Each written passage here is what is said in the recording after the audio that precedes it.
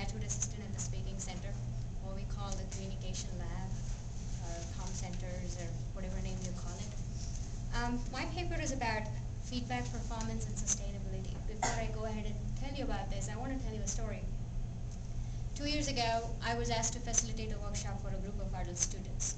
And as we were getting ready to start the workshop, I had a bunch of students storm into the room because it was almost at the last minute.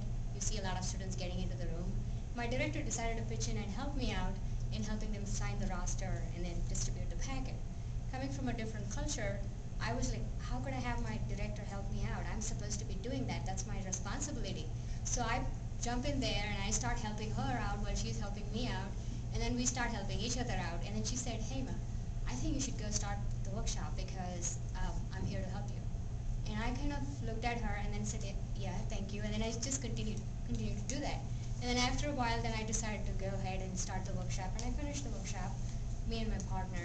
And then after we finished the workshop, I went into my office and each of us have a mailbox. And I had a note from her. She said, hey, Ma, I hope the workshop went well for you. I wish you had allowed me to help you so that you could have started your workshop on time.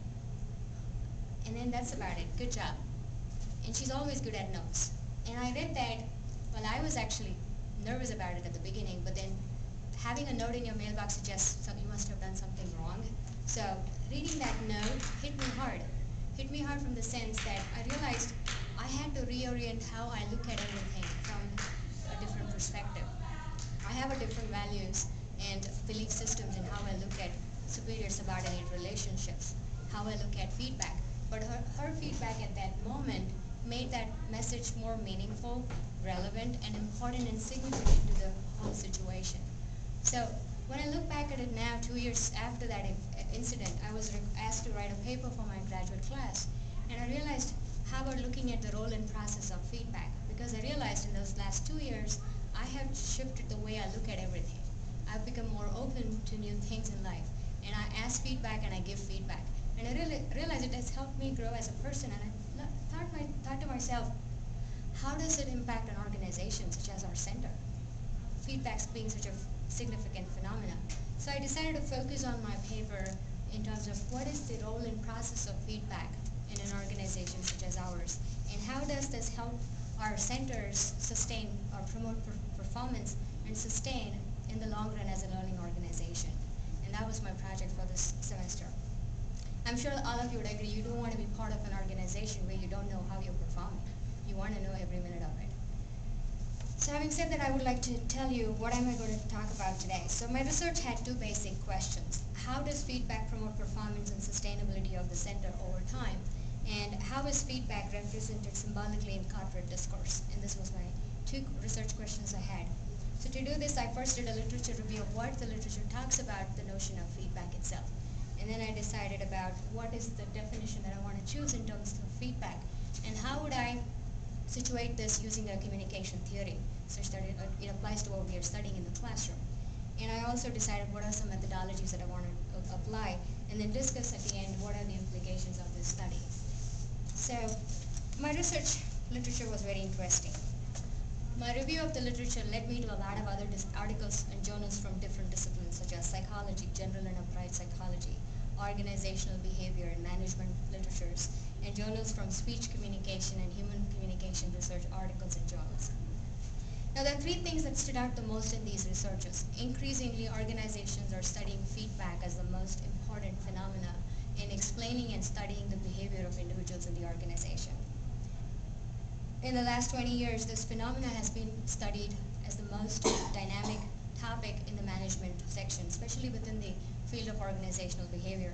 And I finally also noticed that there's an increasing number of studies examining how employees, not just the organizations, but also how employees take on the active role of feedback process itself. They do really want to know how they are performing in the organization. So for me, it made all the more sense to study this topic in reference to the Speaking Center.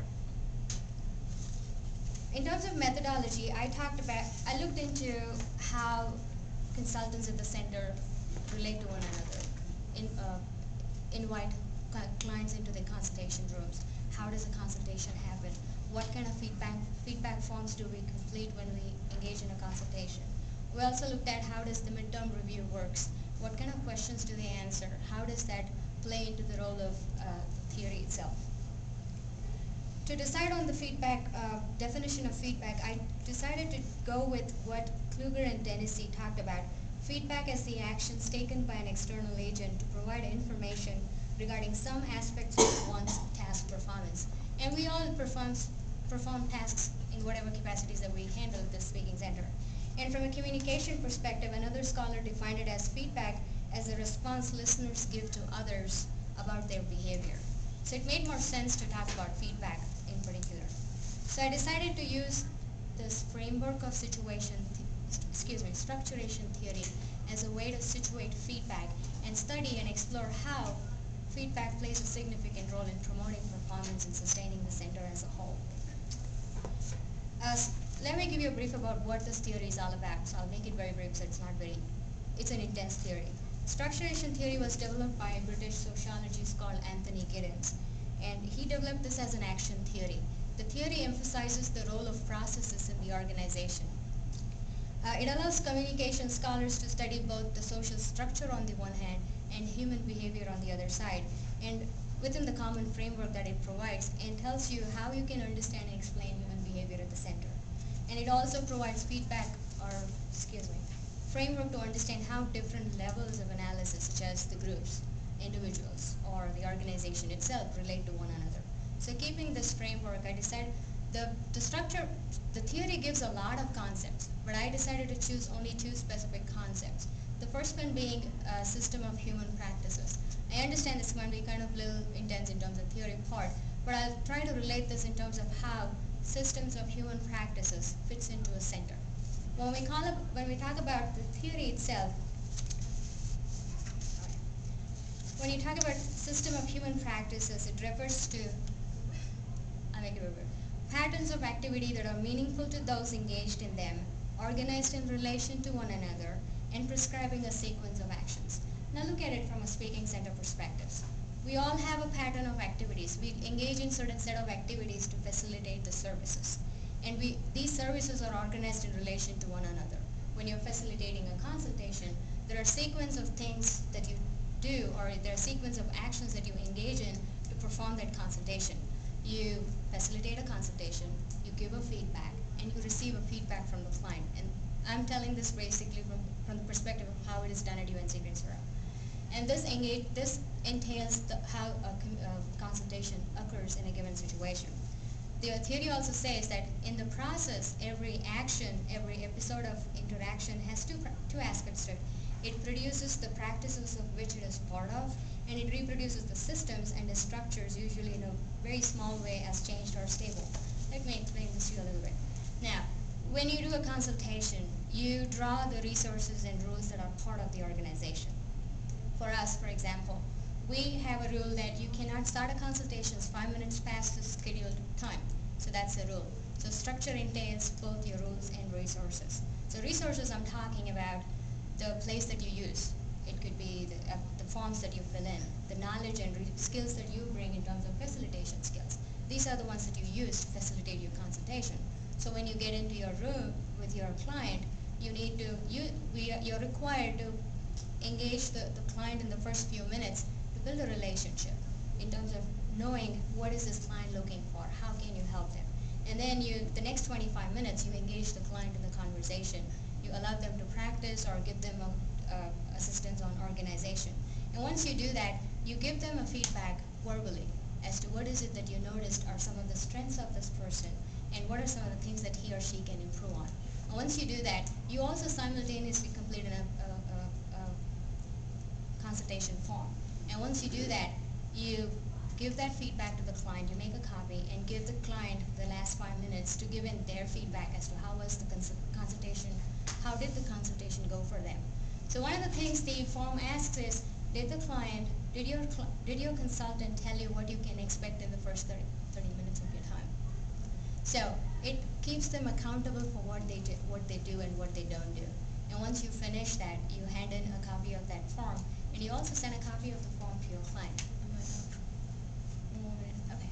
So that tells you that every action that you take, every interaction that you engage with your client impacts impacts in terms of how you give feedback, receive feedback, and you reflect on the feedback, which talks about the next aspect of the concept, the duality of the structure, which tells you that the more and more you use the resources and allow it to practice, and when there is changes in that, for example, if you started late, you lose the opportunity to build a relationship with a client.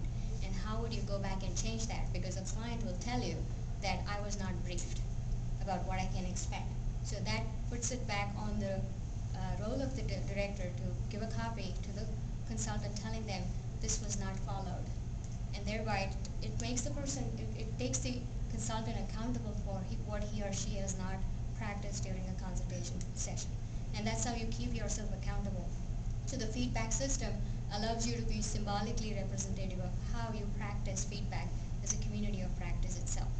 And that's what the study focused on in a very brief nutshell. So the implication is I didn't study in terms of how can, when the director gives the feedback, how does the consultant respond to it? That is something I can look at it further.